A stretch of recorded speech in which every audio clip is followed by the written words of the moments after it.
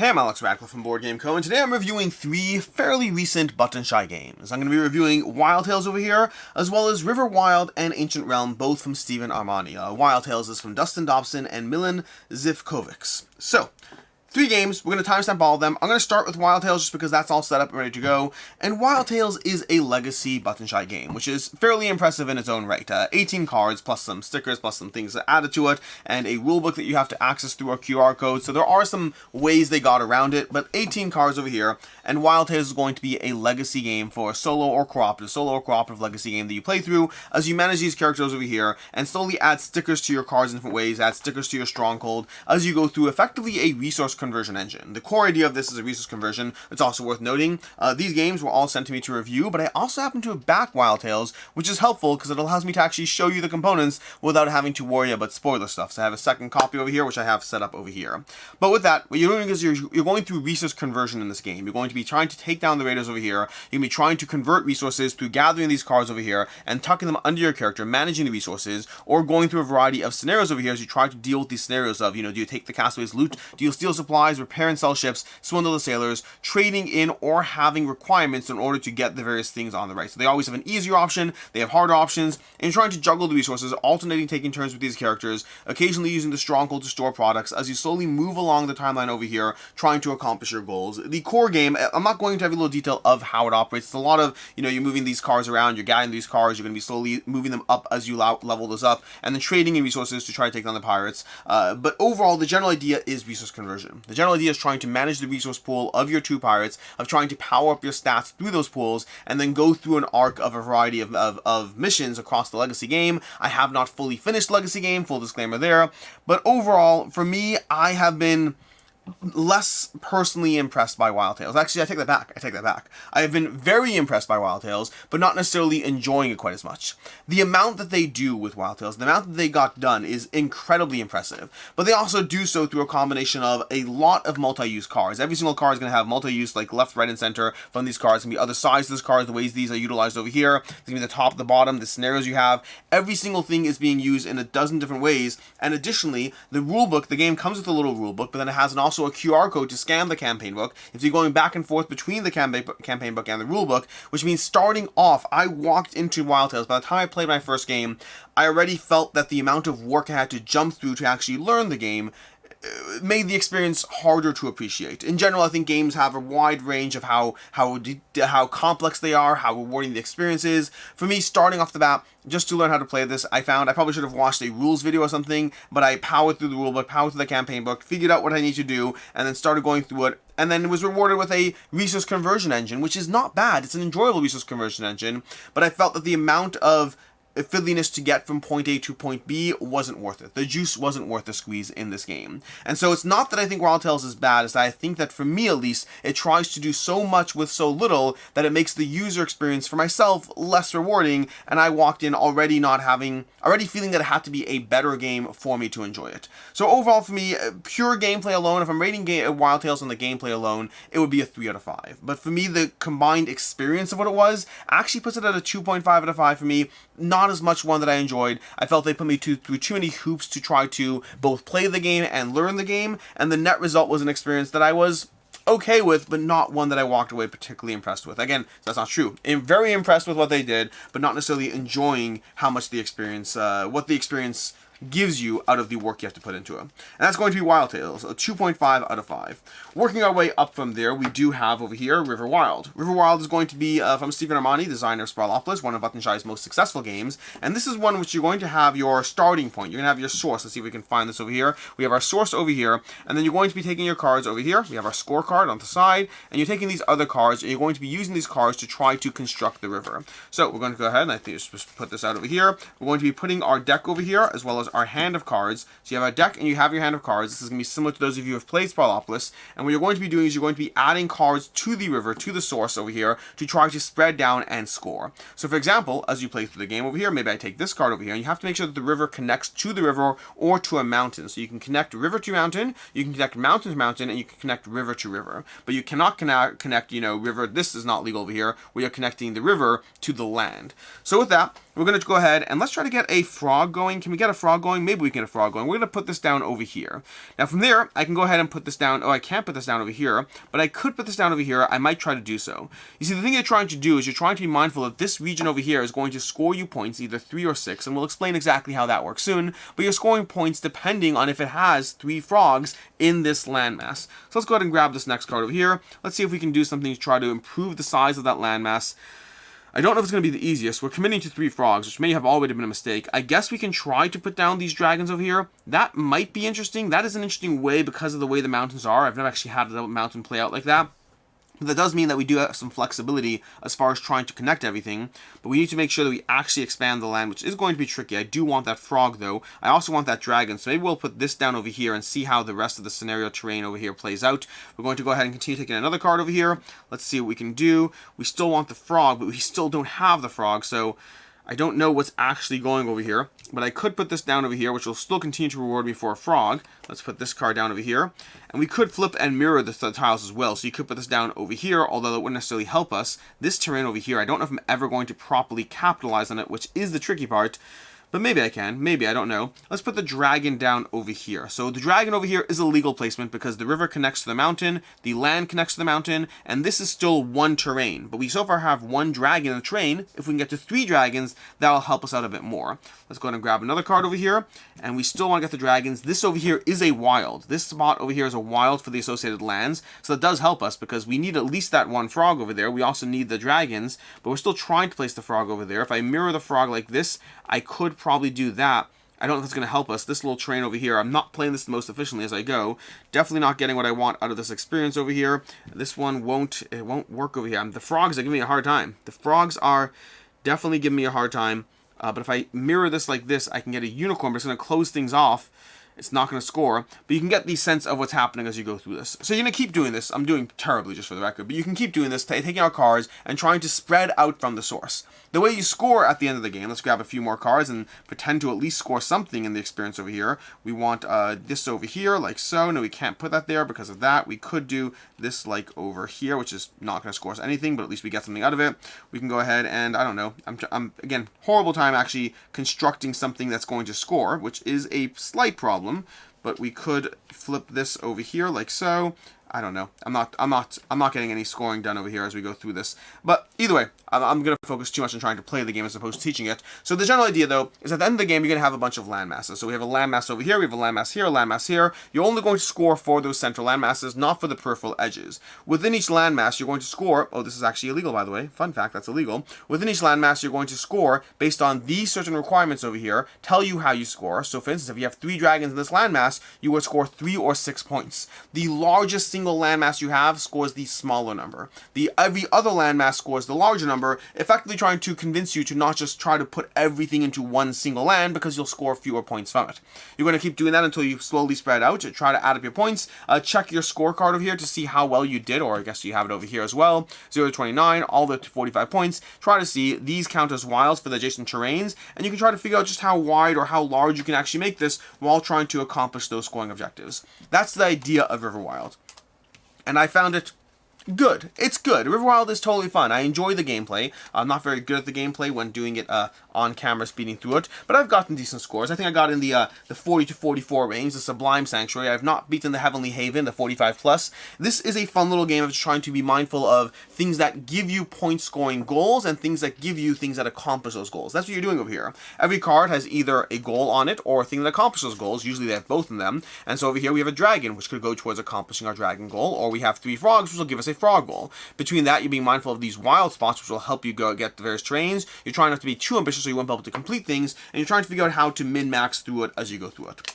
It's fine. It's a good game. I have no problem with it, but I'm also not overly impressed with it. A lot of button shy games in general tend to fall in this category of giving you goals and ways to accomplish those goals, and many of them are incredibly rewarding. Obviously, Sprawlopolis is one of their huge hits for a reason, and Sprawlopolis is an excellent game that I really, really enjoy and think is phenomenal, and I think River Wild is very creatively designed, but ultimately did not give me an experience that I felt was overly compelling. I like River Wild. It's fine. Button Shy has many, many games. Some of them are amazing, some of them are good, and some of them are fine, and some of them are worse than fine, although everyone's taste will of course vary. For me, River Wild is fine, but I'm not walking away amazingly entranced by it. It is an okay experience, but if I never play it again, I don't mind. But then we have Ancient Realm. And if you thought this video was a buzzkill until now, well, not really a buzzkill, but if I wasn't excited until now, I love Ancient Realms. This is also by Stephen Armani, and wow, is this creative.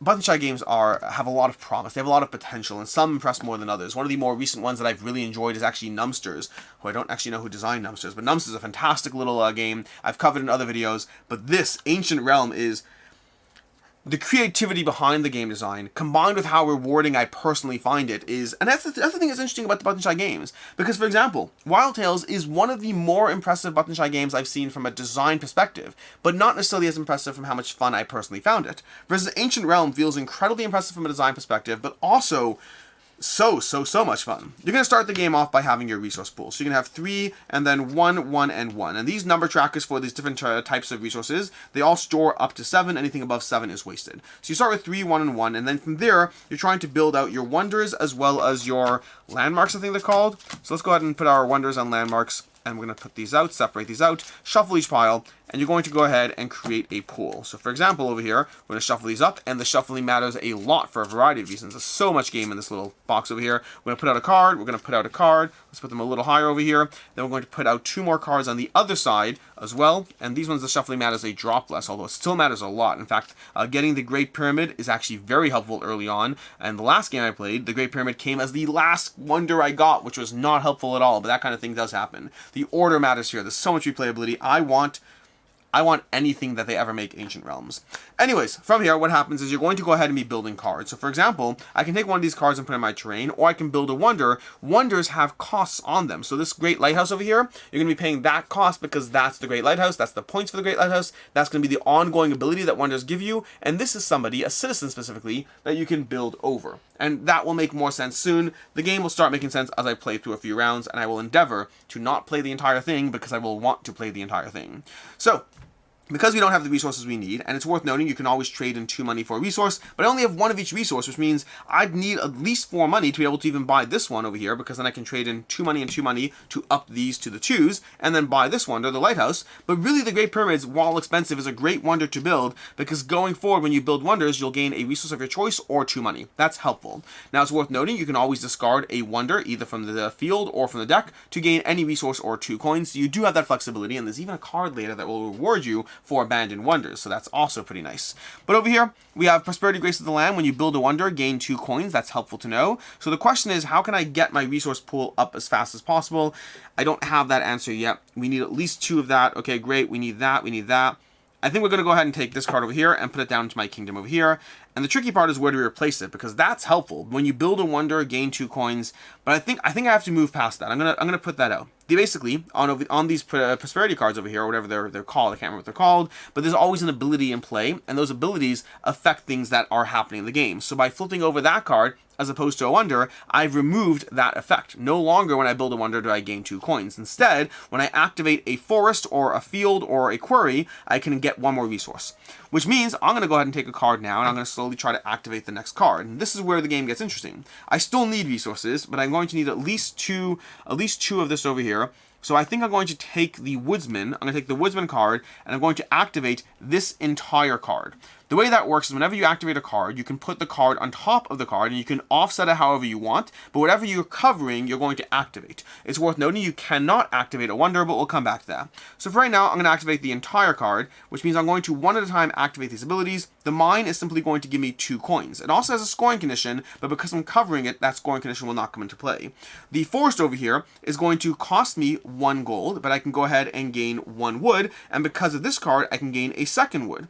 Then over here, the farmer, I can go ahead and double the wheat I have in my storage. This is where I'm actually going to start by paying 2, so I'm going to pay 2, moving it down to 2, to put my wheat to 2, then I'm going to pay the 1, and double my wheat to 4. So I've now been able to put my resources at 1, 4, and 3, which I still need stone, unfortunately, but at least we have some degree of help over there. We're going to go ahead, and we're going to take that, and we're going to replace this with a wonder from this side, because I really want that in play, and you'll see why in a second. The next card I take is I'm going to take this queen down here, and I'm going to use the queen to cover just the query this time.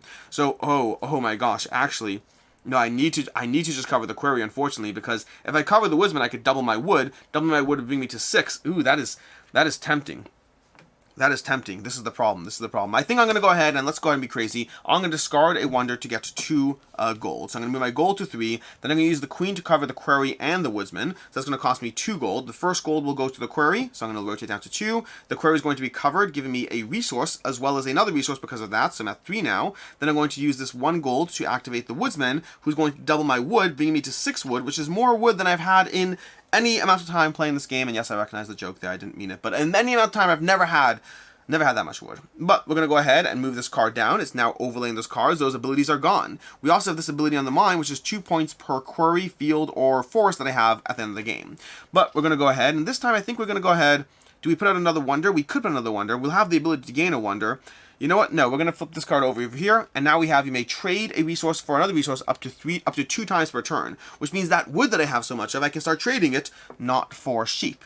But we're going to go ahead and build the Great Pyramids over here. That's going to cost us 2 wood, so we're going to lower our wood by 2. We're going to lower our stone to 0. We're going to lower our wheat down to 2 over here, and that's going to be our resources, and we're going to build this here. And again, you could overlay it or not. That's up to you. I'm deciding where do I want to build this wonder. I could build it covering the mine, which will give me 2 coins. I guess at some point I might have to do that. No, I don't want to. I'm going to go ahead and put it on the other side. I'm going to cover these resources over here, which is going to pay a coin over there down to 0 to gain 1 quarry over here. And then I'm going to use the mine to gain 2 more, putting me back up to 2. And cover those. Now the problem is you can never cover a wonder, so you have to be mindful as you go. You can never cover a wonder. Before we replace anything, do I want to trade in my wood and stuff? I'm going to trade in 2 wood. Let's go ahead and trade in 2 wood to be able to get our 1 stone and 1 wheat. And there we go. We now have some resources. We're going to place out a new wonder.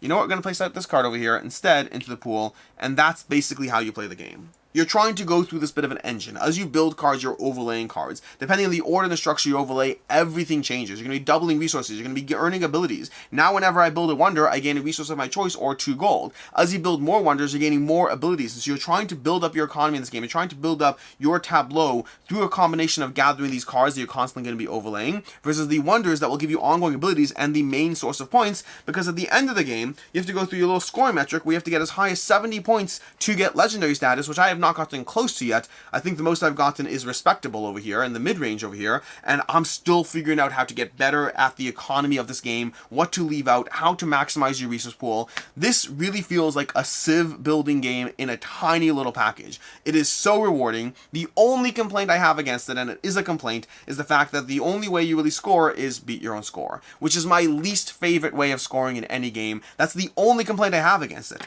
Everything else is beautiful, it's elegant, it's well designed, it's impressive, it's rewarding, it's variable. The order the things come out is so different. I want expansions for this game, and more importantly, I want scorecards or goals. I want like a little mini expansion that gives you, okay, great, you have to hit 50 points, but also achieve these 3 goals. What are those goals? I don't know. You have to have at least 4 wonders in this game. You have to have at least 3 citizens. You have to have 2 of the red citizens and 2 blue citizens. I want goals and scenarios to kind of give me a reason to dive into it that's not purely around scoring for the most points. That said, even in its current form where that's the goal, I still like it. I still like it a lot. It's very, very rewarding. To me, this one's a 4.5 out of 5. It is impressive. It is variable. It is one of my new favorite button shy games that I'm adding to my collection. That is going to be Ancient Realms.